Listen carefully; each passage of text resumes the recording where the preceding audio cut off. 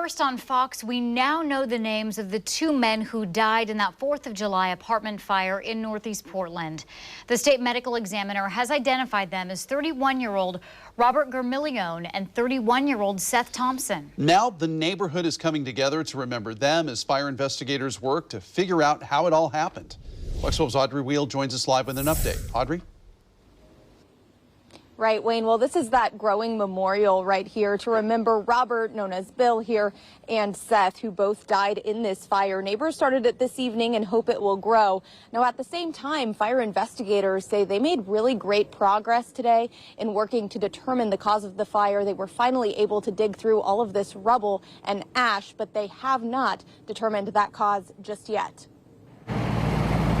Just across the street from what's left of the Heidi Manor apartments, there are flowers and a sign honoring the two men who we now know died in this fire, roommates, both 31 years old, Robert Germillion and Seth Thompson. It's been a really big loss for everyone here. Becca Olson-Kling is a florist who lives across the street and decided to use her talents to help establish a memorial here. I never would have in a million years imagined that this would happen. I've lived across the street for a decade now, and yeah, it's pretty unimaginable. A friend of Thompson's reached out to Fox 12 to share that he was a kind heart who was always trying to make sure people were having fun. We've also learned a 25-year-old woman is still in the hospital with critical injuries from the fire. Just Wednesday, investigators with Portland Fire and Rescue and ATF were able to safely start digging through the scene to figure out what exactly started the 4th of July fire.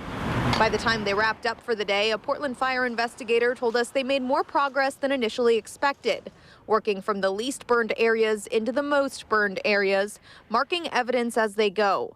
We're told they're carefully considering any potential ignition source, of which there will be dozens, until they can rule certain pieces out and find the exact area the fire started and ultimately the exact cause. It's tragic, but I'm hopeful that they will be able to figure out what actually started everything, just to help some folks get a little bit more closure.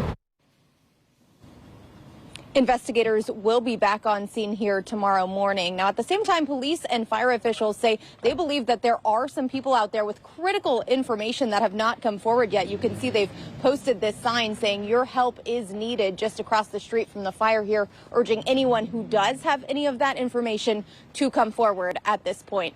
Reporting live in Northeast Portland, Audrey Wheel, Fox 12 Oregon.